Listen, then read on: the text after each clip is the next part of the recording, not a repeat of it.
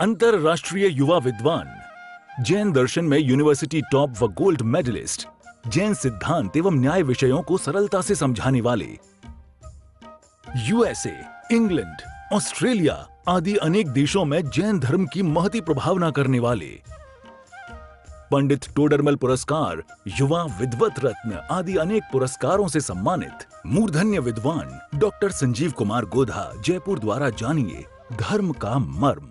Doctor Sanjeev Kumar ji Godha के प्रवचन प्रसारण का लाभ प्राप्त कर ज्ञानदान में सहभागी बने। एक दिन की 9,000 अथवा 3,000 के 3 प्रायोजक मिलकर भी ज्ञानदान स्वरूप प्रदान करने पर लाखों लोगों द्वारा प्रवचन सुना जाता है।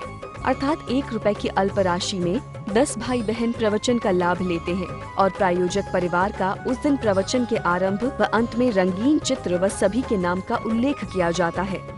इस कार्यक्रम के प्रायोजक हैं श्राविका रत्न समाज सेवी, दानवीर, परम मुनि भक्त, दृढ़ संस्कारवान स्वर्गीय श्रीमती कंचन देवी दीवान छाबड़ा, धर्मपत्नी स्वर्गीय श्रीमान धर्मचंद जी दीवान छाबड़ा, पुत्र पुत्रवधू विद्या प्रकाश सुनीता देवी, संजय कुमार रेखा देवी, अजय कुमार, पौत्र पौत्रवधू विजय कुमार चांदनी, अरिहंत पूजा, तीर्थेश प्रियंका, पौत्र मोक्षा, पड़पौत्री पौत्र वेरोनिका रेयांश सीकर निवासी सूरत गुजरात। अनंत पर्यायै दर्पण तलैव सकला प्रतिफलति पदार्थ मालिका यत्र परमागमस्य बीजं निषिद्ध जात्यन्ध सिन्दुर्विधानं सकल नय विलसितानां विरोध मथनं नमाम्यनेकान्तं विरोध मथनं नमाम्यनेकान्तं।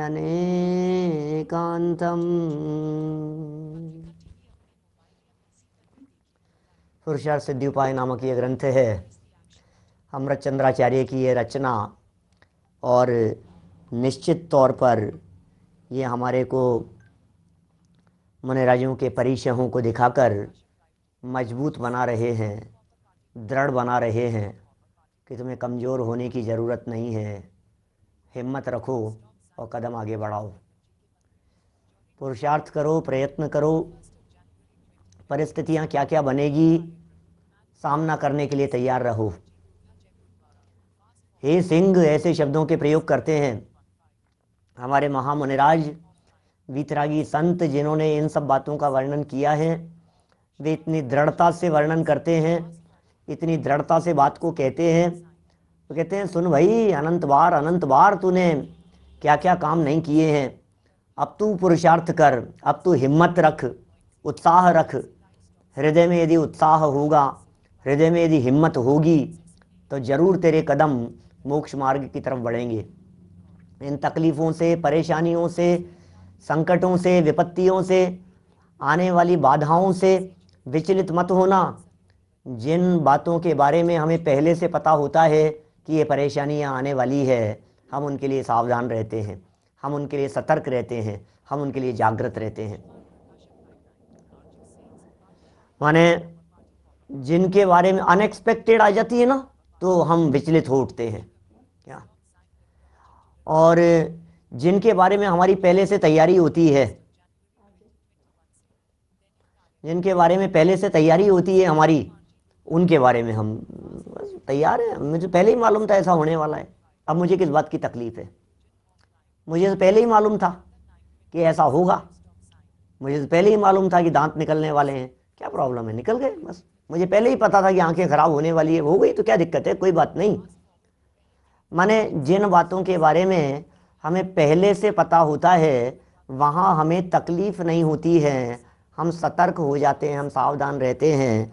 यहाँ आचार्य देव हमारे को जो प्रकरण दे रहे हैं, बता रहे हैं, सिखा रहे हैं, पढ़ा रहे हैं, इस पूरे प्रकरण के माध्यम से हमें यही सिखा रहे हैं कि भैया तुम विचलित मत होना।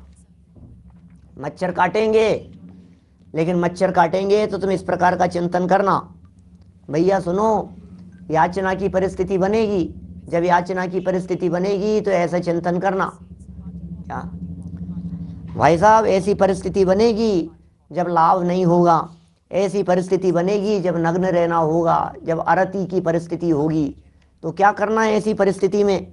आक्रोश में, रोग में, मल जब आकर के तन के साथ में लिपटेगा, तन को जाकर चिपक जाएगा जब मल, तब क्या करेंगे आप? कहीं घिसने मत लग जाना दीवार से, पत्थरों से, ऐसे मैल उतारने के लिए पपड़ियाँ उतारते रहो, कुचरते रहो, ऐसे ऐसे ऐसे उतारते रहो, निकालते रहो, करते रहते हैं ना लोग, इस तरह से घिसते रहते हैं। थोड़ा सा ज़्यादा घिसते हैं तो मल उतरने लग जाता है, चिपका हुआ। पसीने थे बहुत सारे और उन पसीनों में धूल मिट्टी आकर के चिपक रही थी। चिपकती हुई धूल मिट्टी जब वो निशान पड़ गए, काला पड़ गया, तो फिर क्या किया? अब हमने उसको धीरे धीरे करके ऐसे उतारना शुरू कर दिया। तो यहाँ आचार्य देव समझाना चाहते हैं कि भैया पहले ही पता था कि ये सब परिस्थितियाँ ऐसी बनेगी। हमें पहले ही पता था कि हमारे ऊपर इतने संकट आएंगे। हमें पहले ही पता था कि ये बातें बनने वाली है, तो हम सावधान हो गए बस। देखिए आज एक और नई परिस्थिति को लेकर के हम आगे बढ़ते हैं। तृण स्पर्श, लो तृण स्पर्श। आचार्य देव तिनके को स्पर्श करने की बात कर रहे हैं। हरा तिनका नहीं है, हरी घास के ऊपर महाराज कदम नहीं रखते। हरी घास के ऊपर कदम रखने वाले को प्रेग्नेंट लेडी के ऊपर पैर रखने जैसा पाप बताया है। गृहस्थों के जीवन में संभव न हो सके तो कदाचित भावना तो भाते रहें कि कब ऐसा अवसर आएगा जब हम इससे विरक्त हो पाएंगे। तो हरी घास पर तो नहीं रखते हैं, लेकिन सूखी घास, तृण माने होता है तिनका, ये तृण शब्द को उपलक्षण से स्वीकार किया है। और उपलक्षण कैसा? माने वो तिनका माने इस प्रकार का समझना चाहिए, चुभने वाले समस्त पदार्थों को यहाँ तृण शब्द से ग्रहण किया गया है। जैसे कल परसों एक शब्द आया था ना, दंशमशक, और दंशमशक की चर्चा करते हुए ये कहा था पूज्य पाद आचार्य देव ने सर्वार सिद्धि में, उन्होंने ये कहा कि भैया सुनो, ये कौवों से घी की रक्षा करना। सुना था आपने? है? कब? नहीं, मैं यहाँ से नहीं, मैंने वहाँ से किया था। तो तिनकों से मैं क्या, कौवों से घी की रक्षा करना। फिर उन्होंने कहा कौवा तो उपलक्षण है, तो कौवे से रक्षा करना, तो कबूतर से रक्षा करूं कि नहीं करूं, चिड़िया से करूं कि नहीं करूं? बोले कौवा कहा है, कौवे का मतलब सारे पक्षी समझ लेना, विघ्न उत्पन्न करने वाले सब प्राणी समझ लेना। क्या बिल्ली आ जाएगी, ध्यान रखना। तो अकेले बिल्ली नहीं, बिल्ली जैसी चूहा आ जाए, चाहे कुत्ता आ जाए, चाहे और कोई पशु जानवर आ जाए, कोई सांप निकल करके आ जाए, आपके दूध में मुंह डाल रहा हो, क्या करना? बोलो रक्षा करना सब तरफ से। क्योंकि शब्द कितने कहेंगे? यहाँ तृण स्पर्श नाम का एक परिचय जय कह दिया, नहीं तो क्या कहते? तृण स्पर्श, कंकड़ स्पर्श, फांस स्पर्श, कांटा स्पर्श, नुकीला पत्थर स्पर्श, कितनी कितनी बातें लिखेंगे, कैसे होगा फिर? परिचयों के नाम गिनाते समय तो एक ही शब्द गिनाना पड़ेगा ना। आप सोचिए प्रैक्टिकली क्या स्थिति बनेगी। हमें जब नाम गिनाना है, 22 परिचयों के नाम गिनाने हैं, तो अब 22 परिचयों में एक की जगह पर 10 नाम देवे उससे मिलते जुलते, एक नाम दे दिया तृण स्पर्श। तो आचार्य देव कह रहे हैं पूज्यपाद आचार्य स्वामी कि ये तृण स्पर्श में तृण के साथ साथ में औरों को लागू कर लेना, जो जो इस तरह के हों वो सब उसमें लागू हो जाएंगे। देखिए पेज नंबर है 247, 247 नंबर पेज निकालिए।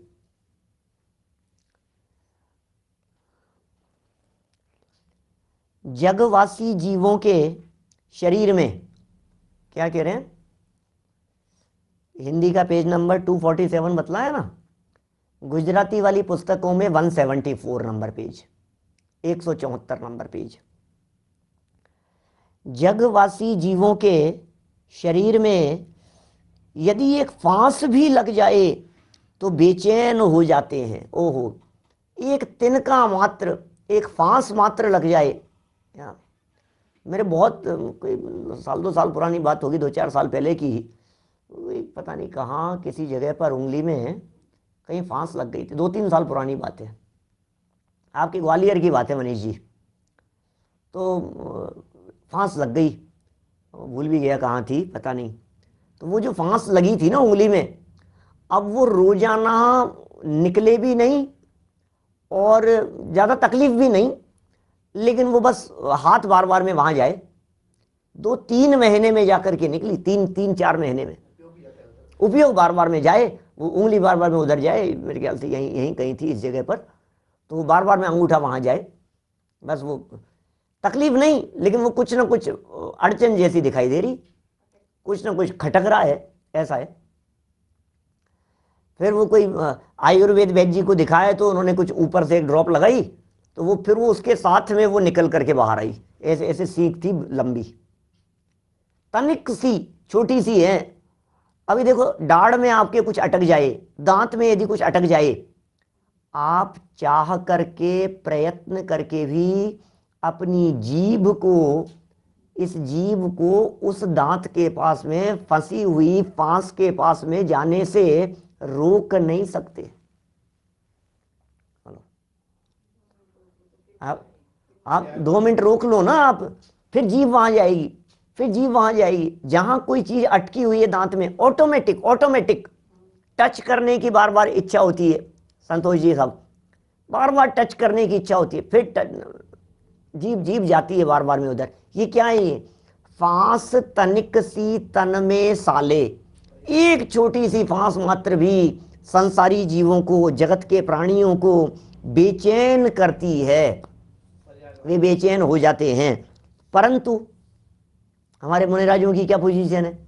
परंतु ये कह रहे हैं जीवों की रक्षा करने में तत्पर, ओहो, परंतु जीवों की रक्षा करने में तत्पर संयम धन के धनी योगींद्र के शरीर में चलते अथवा बैठते समय न केवल तृण, न केवल फांस, कंकड़, अभी हम लोग मांगी तुंगी जाकर के आए ना, नंगे पांव पहाड़ियों के ऊपर समय शिखर जी वंदना करते हैं, कहीं और जाते हैं नंगे पांव चढ़ते हैं, तो कैसे कंकड़ीली जमीन होती है, एक थोड़ा सा कंकर तेजी से चुभ जाए तो ऐसा बिल्कुल सुन्न हो जाता है, एकदम झटका लगता है एकदम, कैसी स्थिति होती है। अब ये तिनका, तृण, कंकड़, कंटक, कांटा,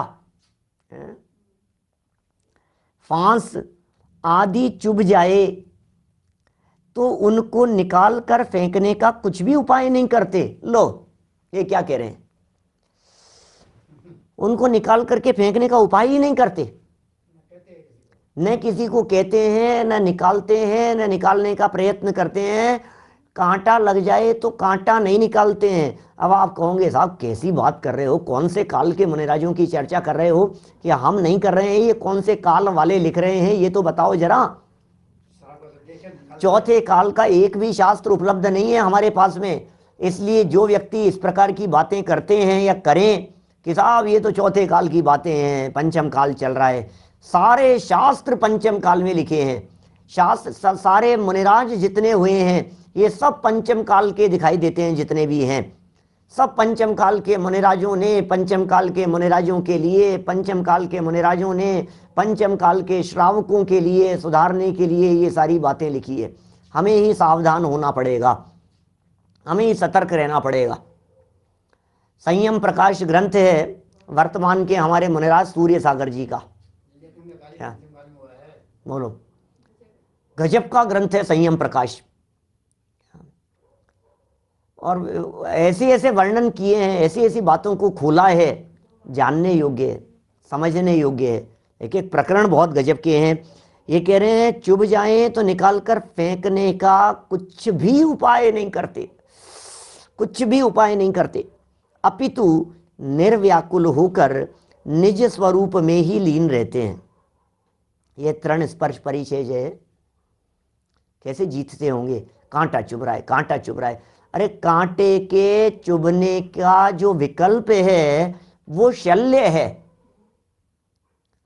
हमारा उपयोग ज्ञान से हटकर, ध्यान से हटकर, साधना से हटकर यदि कांटे की चुभन की तरफ चला गया, सोचना जरा दिल पर हाथ रख करके, यदि हमारा उपयोग, हमारा माने मुनिराज का, मुनिराज क्या मानते हैं, उपयोग यहां से हटकर वहां चला गया ना, बोले ये शल्य है। वो शल्य, तन की शल्य कुछ कष्ट देने में समर्थ नहीं है, लेकिन मन की शल्य ये मोक्ष मार्ग में विघ्न उत्पन्न करने वाली है। तन में शल्य हो तो मोक्ष मार्ग में रंच मात्र भी तकलीफ न होवे, व्यवधान न होवे, लेकिन मन की शल्य यदि किंचित मात्र भी बनी रहे तो मोक्ष मार्ग की शुरुआत न होवे। मोक्ष मार्ग की शुरुआत कैसे होगी? मोक्ष मार्ग की शुरुआत मन में शल्य नहीं है। निशल्यो व्रति, आप जानते हैं जो व्रति होते हैं उनके शल्य नहीं होती।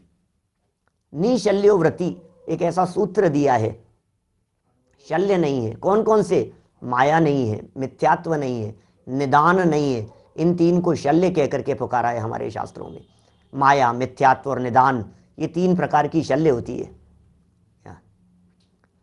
मुनिराज तो ईरिया समिति पूर्वक चलते हैं, फिर कैसे कांटे लग जाते हैं? अरे भैया, कितना भी सावधानी पूर्वक चलो, पाप कर्म के उदय में कांटे लग ही जाया करते हैं। बारीक कांटे होते हैं, सूक्ष्म होते हैं, कंकड़ीली जमीन होती है, देख करके सावधानी पूर्वक चलते हैं।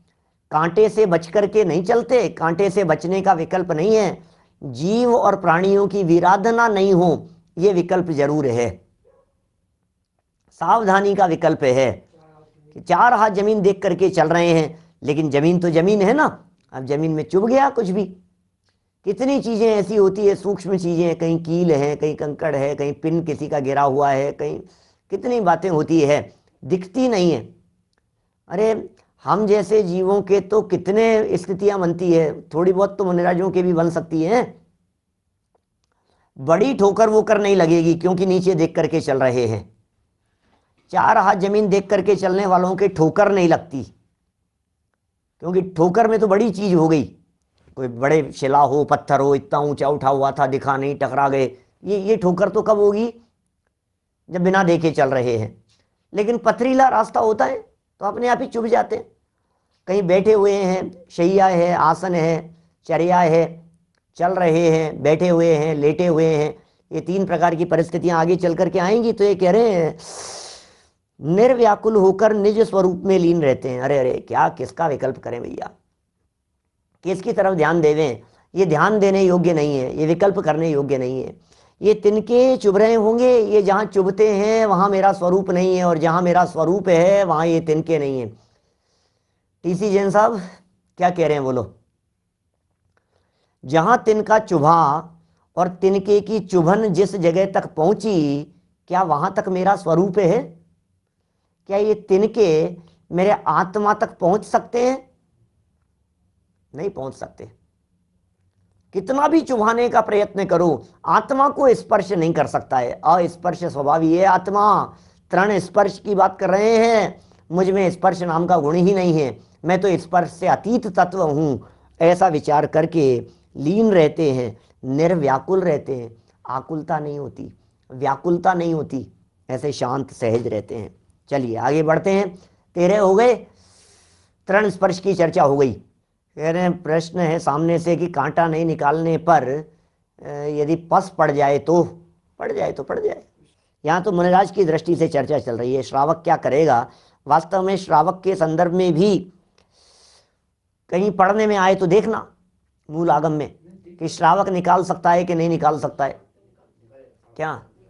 क्योंकि देखिए, हाँ श्रावक कर सकता है इस तरह का, क्योंकि रोग परिचय के अंतर्गत भी इस तरह की बातें आती है कि यदि श्रावक को पता लग जाए कि ये मुनिराज को इस तरह का रोग है, तो श्रावक शुद्ध प्रासुक निर्दोष औषधि को मुनिराज को बताए बिना उनके लिए बनाई गई आहार में मिलाकर वो उन्हें वो औषधि दे सकता है, मुनिराज को बताए बिना।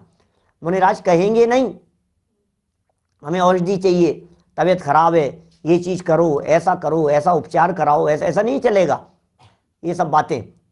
तो फिर क्या स्थिति बनेगी? तो बोले अपने आप ही सहज उनको पता लग गया कि आज मुनिराज की स्थिति थोड़ी ऐसी लग रही है, अपने आप कर लेते हैं और मुनिराज ले लेते हैं, मुनिराज लेंगे। क्योंकि मुनिराज को विकल्प नहीं आता है। क्या मुनिराज को विकल्प नहीं है और श्रावक कर सकता है, इसमें कोई ऐतराज वाली बात नहीं लग रही है। हो सकता है श्रावक वैयावृत्ति करते हुए निकाल सकते हैं, है ना। हाँ ठीक है, लेकिन देखो कई परिचय ऐसे हैं जिन परिचयों के लिए वो करने की बात कह दी गई है।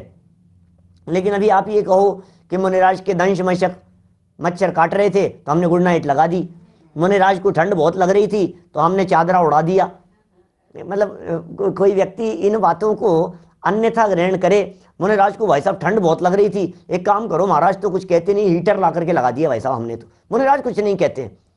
अब लोग इस तरह का छल ग्रहण करने लगे हैं, गर्मी बहुत थी, गर्मी बहुत थी, सब महाराज थोड़ी ना कह रहे हैं, हमने तो एसी लगा दिया महाराज के लिए, एसी लगा दिया, कूलर लगा दिया उन महाराज, आप नहीं कर रहे हो, हम कर रहे हैं। ऐसा नहीं चलता है भाई, ऐसा नहीं चलता है। क्या देखो बात यहां चल रही है तृण स्पर्श के संदर्भ में, मैंने रोग के संदर्भ में बात कही, क्या ठंड रोग के संदर्भ में बात हो गई यहां कि यदि रोग होगा तो श्रावक प्रासुक औषधि से उपचार कर देगा, बिना उन्हें बतलाए, औषधि के रूप में नहीं, आहार के रूप में, आहारचर्या के दौरान, आहारचर्या के समय ही मुनिराज के लिए वो सब, जैसे मान लो खीर बनाई है कि हलवा बनाया है, उसी में मिला देंगे, सब्जी है कुछ तो उन सब्जी के अंदर ही मिला देंगे वो सब चीज़ें, और मिला करके ही भोजन करने के अंदर वो चले जाता है मुनिराज के पास में। आप देखिए 700 मुनिराजों के ऊपर उपसर्ग हुआ, रक्षाबंधन की कथा पढ़ते हैं हम लोग। अब 700 मुनिराजों के ऊपर उपसर्ग हुआ, उपसर्ग के काल में क्या स्थिति हो गई, तो फिर रक्षाबंधन के दिन जिस दिन वो उपसर्ग दूर हुआ उस दिन फिर क्या हुआ, आहारचर्या में क्या दिया होगा, बोले सेवइयाँ बनाए, और जो बनाए उनके लिए जो गले को जो आराम दे सकें, उनके जो रुंध गए थे, खीर बनाए, इस तरह की जो भी चीज़ें थी यथा योग्य, ये उनके लिए श्रावकों ने बनाए, मुनिराजों के लिए घर घर में इस तरह की चीज़ें बनी तो सहज बन जाती है, कोई दिक्कत नहीं है। श्रावक बनाते हैं, मुनिराज आहार के लिए आने का विकल्प है, गड्ढा भरने के लिए, पेट भरने के लिए। ले तप बढ़ावन हेतु नहीं तन पोषते तजि रसन को, तप बढ़ाने के लिए लेते हैं, तन के पोषण करने के लिए नहीं लेते हैं। देखिए तृण स्पर्श के बाद एक अज्ञान नाम का परिचय है, बड़ी सुंदर चर्चा है इस अज्ञान नाम के परिचय की। माने अज्ञान के माध्यम से क्या कहना चाहते हैं, एक है अज्ञान और आगे चल करके आएगा नेक्स्ट नंबर पर आदर्शन और प्रज्ञा। प्रज्ञा माने है ज्ञान, और यहाँ है अज्ञान। अज्ञान भी परिचय है, परिचय है माने संकट जैसा समझ लीजिए, परिचय माने विपत्ति है, परिचय माने क्या चीज है, मुनिराज के ऊपर विपत्ति है। देखिए संसारी प्राणी 14 नंबर का परिचय है। संसारी प्राणी, संसारी समस्त प्राणी अज्ञानवश दुखी हो रहे हैं, निज स्वरूप का ज्ञान नहीं है। ओहो, संसार के सारे जीव क्यों दुखी हो रहे हैं बतलाइए। संसार के सभी प्राणी अज्ञानवश दुखी हैं। आप क्यों दुखी हैं? अज्ञानवश दुखी हैं। लाइन कितने सुंदर है। आप किस लिए दुखी हैं, आप किस लिए परेशान हैं, मैं किस लिए परेशान हूं, ये किस लिए परेशान है। दुनिया में कोई किसी को परेशान नहीं करता है, प्रत्येक प्राणी अपने अज्ञान से परेशान है, अपनी नासमझी से परेशान है, अपने मिथ्यात्व से परेशान है। अज्ञान लिख रहे हैं यहां पर, ये जीव, ये प्राणी अपने अज्ञान से परेशान है। और किस चीज से परेशान होगा बोलो, कितना सुंदर लिख रहे हैं। संसारी समस्त प्राणी अज्ञानवश दुखी हो रहे हैं। आप किससे दुखी हो रहे हैं? मोबाइल से किससे दुखी हो रहे हैं? बच्चों से किससे दुखी हो रहे हैं? नौकर चाकर नहीं आने से किससे दुखी हो रहे हैं? किसी के सामने जवाब देने से किससे परेशान है? हमारा कहना नहीं मानता है। आप किससे परेशान हैं कि टेंशन बहुत है, बिजनेस से परेशान हूँ। आप किससे परेशान है कि बोले मैं तो पड़ोसियों से परेशान हूँ। बोला आप किससे परेशान है कि मैं इससे परेशान हूँ, मैं इससे परेशान हूँ, मैं बालों से परेशान हूँ, मैं जुकाम से परेशान हूँ, मैं पेट दर्द से परेशान हूँ। अरे भैया, तुम्हें एकमात्र अपने अज्ञान से परेशान हूँ। क्योंकि ये जितनी परेशानी आपको सामने दिखाई दे रही है, ये परेशानी आपकी नहीं है, क्या भाई साहब? परद्रव्य परेशानी का कारण नहीं होता। जहां जहां परेशानी दिखाई दे रही है ये सब अज्ञानता है। यदि सम्यक ज्ञान हो जाए तो बात समझ में आती है कि परद्रव्य मुझे परेशान करने में समर्थ नहीं होता, मैं अपने अज्ञान से परेशान हूं, मैं अपनी नासमझी के कारण परेशान हूं, मैं जबरदस्ती दूसरों के ऊपर दोषारोपण कर रहा हूं। भैया दूसरा नहीं, मैं स्वयं, मैं स्वयं, मैं स्वयं, मेरी अज्ञानता, मेरी नासमझी। ओह, क्या क्या कह रहे हैं यहां? कितनी कितनी गजब स्वरूप की चर्चा चल रही है। सब बातें पता नहीं कुछ लिख रहे हैं सामने से, कोई औषधि उपचार के संदर्भ में कुछ बात है।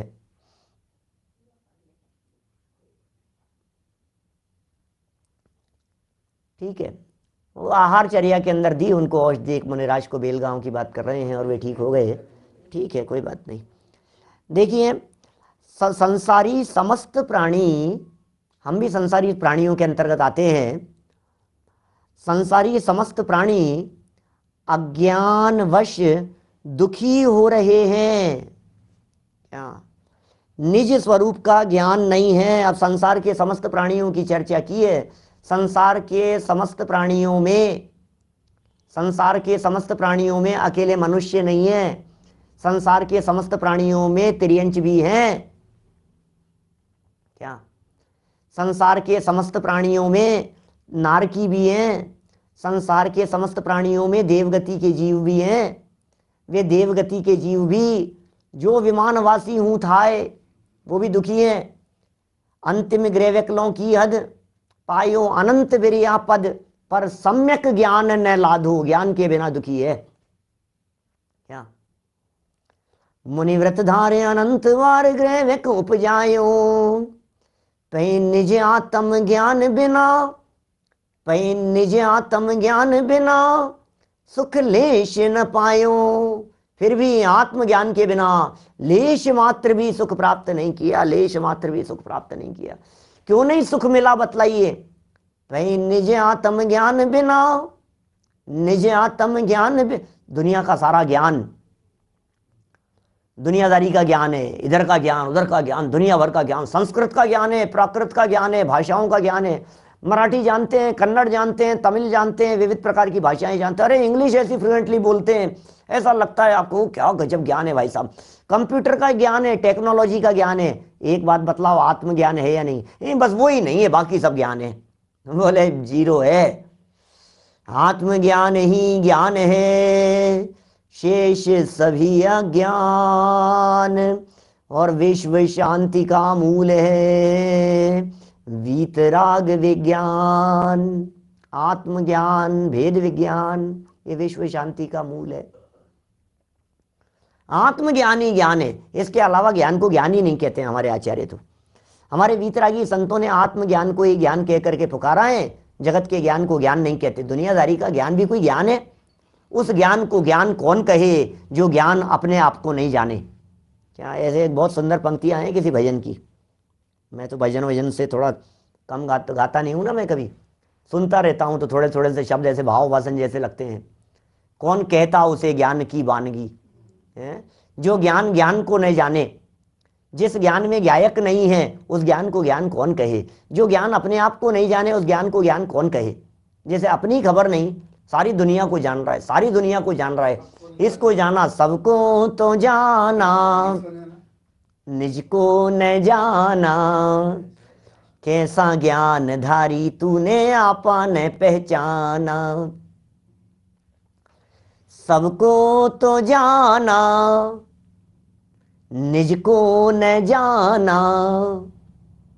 सबको जान रहा है, अपने आप को नहीं जान रहा है। प्रॉब्लम कहाँ है? अपने आप को नहीं जान रहा है। सबको तो जाना, निज को न जाना, कैसा ज्ञान धारी तूने आपा न पहचाना। तू कैसा ज्ञानधारी है भाई साहब, कैसा ज्ञानवान जीव है तू, तूने आपा नहीं पहचाना। 11 अंग पढ़ लिए लेकिन आत्मा नहीं पढ़ा। पढ़कर शास्त्र अनेकों फाड़े, तोड़ी कई मालाएं। बोलो, अनगिनती शास्त्रों को पढ़े, खूब पढ़ लिए, खूब पढ़ लिए, ऐसे रेफरेंस देता है, अभ्यास करता है, इस शास्त्र में ऐसा लिखा है, उस शास्त्र में ऐसा लिखा है, इस जगह पर ऐसा लिखा है। इतना अभ्यास वर्तता है उसका, लेकिन भैया अपने आप को नहीं जान रहा है। क्या अपने आप को नहीं जान रहा है? कैसा ज्ञान धारी तूने आपा ने पहचाना, अपने आप को नहीं पहचाना, कौन कहे ज्ञान को? ज्ञान ने ज्ञान को नहीं जाना। ज्ञान कहते हैं उसे, जो ज्ञान ज्ञान को जाने उसे ज्ञान कहें। देखो वो एक वाक्य बहुत सुंदर, ओह सबके आत्मा में ज्ञान है, सबके आत्मा में ज्ञान है, लेकिन धन्य है वे जीव जिनके ज्ञान में आत्मा है। क्या सबके आत्मा में ज्ञान है? क्या अनिल भाई दोषी बोलो, सबके आत्मा में ज्ञान है, बराबर, लेकिन धन्य है वे जीव जिनके ज्ञान में आत्माएं हैं। क्या धन्य है वे जीव जिनके ज्ञान में ज्ञान की खबर है। ज्ञान को ज्ञान की खबर, उसका नाम सम्यक ज्ञान। जो ज्ञान ज्ञान को जानता है वो सम्यक ज्ञान है, और जिस ज्ञान को ज्ञान की खबर नहीं है, जो गे गे की खबर लिए बैठा हुआ है, वो ज्ञान ज्ञान ही नहीं है। उस ज्ञान को हम क्या ज्ञान कहें? गे का ज्ञान, गे का ज्ञान, गे का ज्ञान, इंग्लिश का ज्ञान, प्राकृत का ज्ञान, संस्कृत टेबल का ज्ञान, कुर्सी का ज्ञान, कंप्यूटर का ज्ञान, लैपटॉप का ज्ञान, मोबाइल का ज्ञान। ज्ञान ज्ञान है किसका ये तो बता? मोबाइल का ज्ञान? कौन से धोखे में? मोबाइल का ज्ञान होता है, कंप्यूटर का ज्ञान होता है। ज्ञान तो ज्ञायक का होता है, ज्ञान तो आत्मा का होता है। ज्ञायक के ज्ञान को ज्ञायक का न कह करके, आत्मा के ज्ञान को आत्मा का न कह करके ज्ञेय की दृष्टि से देखना, इसका नाम अज्ञान है। ये कह रहे हैं संसार के समस्त प्राणी अज्ञानवश दुखी हो रहे हैं, निज स्वरूप का ज्ञान नहीं है, ओहो इसलिए दुखी है। सारे जगत में प्राणी दुखी क्यों हैं? क्योंकि उन्हें निज स्वरूप का ज्ञान नहीं है। यदि कदाचित, अब अज्ञान परिचय की चर्चा कर रहे हैं, या अज्ञान परिचय होता क्या है, अज्ञान परिचय का स्वरूप क्या है? यदि कदाचित पढ़ने का अभ्यास करें, यदि कदाचित पढ़ने का अभ्यास करें और शब्दार्थ का लाभ न हो, ओहो, तो मन में खेद करते हैं, अरे यार मेरे तो समझ में नहीं आ रही। क्या हमारी बात बतला रहे हैं ये? आपको यदि शब्द समझ में नहीं आए तो आप क्या करेंगे? कितने ही लोग समाज में ऐसे हैं जो प्रवचन सुनने के लिए इसलिए नहीं आते हैं, यार भाषा समझ में नहीं आती, यार शब्द कठिन है, यार बहुत ऊंची ऊंची बातें करते हैं, पता नहीं कौन कौन से शब्द कहते हैं। कभी कहते हैं क्षयोपशम, अभी एक क्षयोपशम क्या होता है ये पता नहीं भगवान, माथे में दर्द जैसा दिखता है क्षयोपशम। फिर आपको कभी ऐसा लगने लग जाए ये क्या अध्ययकरण, अपूर्वकरण, अनिवृत्तिकरण, स्थिति बंधापसरण है, कांडक घात, स्थिति कांडक भाग घात, प्रायोग्य लब्धि करण, पता नहीं जाने भाई साहब। तो अपने तो कुछ पल्ले नहीं पड़ रहा है, भूल क्या रहे हैं ये? समझ में आया क्या कुछ? हमारे मोक्ष मार्ग प्रकाशक के अंदर 10-15 दिन 10-12 दिन में चलेगी चर्चा। सुबह सम्यक व सन्मुख मिथ्या दृष्टि के अंदर बड़ी गजब की चर्चाएं चलेंगी। ये सब प्रकरण क्या होता है, क्षयोपशम क्या होता है, विशुद्धि क्या होता है, अधिकरण, अपूर्वकरण आदि। लेकिन ये वो शब्द यदि कठिन लगते हैं तो व्यक्ति दूर भागता है, ये कहना चाह रहे हैं यहां। आप अनुभव करते हो या नहीं इस बात को? जहां थोड़ा सा जटिलता लगने लगती है वहां इस व्यक्ति को लगता है कि यार बंद करो यार। एक दिन यदि प्रवचन के अंदर थोड़ा सा टिपिकल आ जाए विषय, तो दूसरे दिन 150 लोग कम हो जाते हैं। उनको ऐसा लगने लगता है यार बहुत कठिन चल रहा है यार, अपने तो ऊपर से गया भाई साहब कल का तो प्रवचन पूरा का पूरा, अब कौन सुनेगा यार। और फिर अगली बार क्या बोले, बस हमारी तो धारा टूट गई, अब कंटिन्यूटी टूट गई तो फिर छोड़ ही दिया फिर अपन ने तो। वाह रे वाह, एक दिन गलती से भोजन नहीं मिले तो फिर जिंदगी भर के लिए खाना खाना छोड़ देता है ना। पंडित जी क्या बात कर रहे हो, आज नहीं मिला तो कल क्यों छोड़ेंगे? तो एक दिन प्रवचन नहीं सुना तो दूसरे दिन क्यों छोड़ता है? ऐसा क्यों नहीं, थोड़ा सा जटिल होता है। मैं नहीं कह रहा हूं, ये कह रहे हैं यहां, ये क्या कह रहे हैं सुनो जरा। शब्दार्थ का लाभ न हो, प्रमोद जी वैसे शब्द समझ में नहीं आए मान लीजिए, क्या कह रहे हो यार? आपको ये कौन सी भाषा में बात कर रहे हो यार? समझ में नहीं आता, पल्ले नहीं पड़ती, नींद आने लग जाती है। वैसा प्रवचन सुनते सुनते नींद क्यों आई? क्योंकि समझ में नहीं आया है। शब्दार्थ का लाभ न हो तो मन में खेद करते हैं और पठन से अरुचि करने लगते हैं। मैं दावे के साथ कह सकता हूं, आपको यदि साइंस समझ में नहीं आती थी तो आप साइंस पढ़ने से बचते थे। आपको यदि ज्योग्राफी समझ में नहीं आती थी, आप ज्योग्राफी से बचते थे। आपको यदि मैथमेटिक्स समझ में नहीं आती थी, आप उससे दूर भागते थे।